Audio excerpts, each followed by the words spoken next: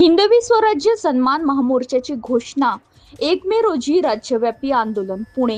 हिंदवी स्वराज्य अर्थात मराठा साम्राज्याच्या इतिहासांबाबत NCERT च्या पाठ्यपुस्तकातील बदलांविरोधात राज्यभरात तीव्र प्रतिक्रिया उमटत आहे। या पार्श्वभूमीवर श्री शिव प्रतिष्ठान हिंदुस्थान तर्फे 1 मे रोजी हिंदवी स्वराज्य सन्मान महामोर्चाचे आयोजन करण्यात आले आहे।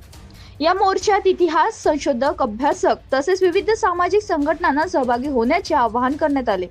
विशेषतः exploring society India and beyond या NCERT च्या इतिहासात पाठ्यपुस्तकातील मराठा साम्राज्याच्या विस्तार संदर्भातील नकाशा व माहितींवर आक्षेप घेतला जात आहे। इतिहासकारांच्या मते इसवी सन 1750 ते 1760 या कालखंडात मराठा साम्राज्याच्या उत्तर भारतात प्रभाव स्पष्टपणे प्रस्थापित झाला होता।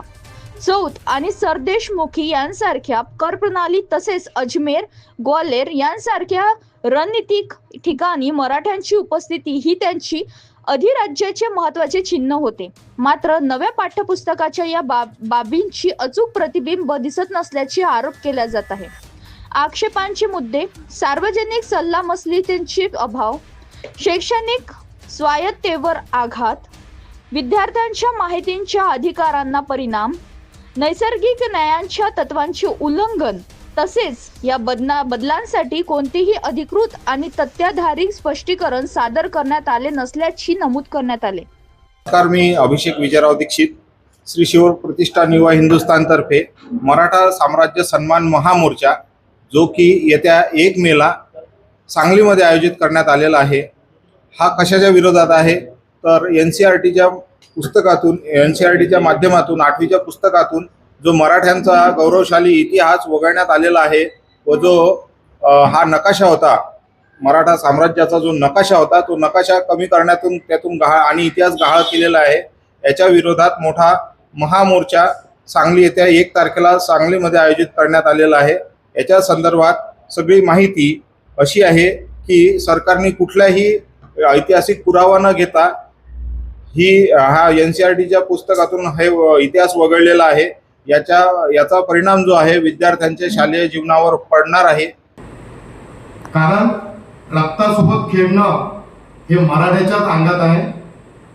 आणि तुमच्या माध्यमात पुन्हा एकदा सांगू इच्छितो, आम्ही कुठलीही दादागिरी करत नाहीये, आम्ही कुठली दमदाटी करत नाहीये। आम्ही सांगू इच्छितो, मराठा हा शांत आहे, त्याला शांतच राहू द्या। आम्ही जर उठलो ना तुम्हाला पृथ्वी कमी पडण्यासाठी, म्हणून आम्हाला छेडू नका, आमच्या इतिहासाला छेडू नका। हे आम्ही तुमच्या माध्यमातून कान्याकोपऱ्यात पोहोचलं पाहिजे अशी अपेक्षा बाळगतो। आणि येत्या 1 तारखेला जो मोर्चा होणार आहे, हा मोर्चा म्हणजे की मॅन पॉवर किंवा ताकद दाखवे नव्हे।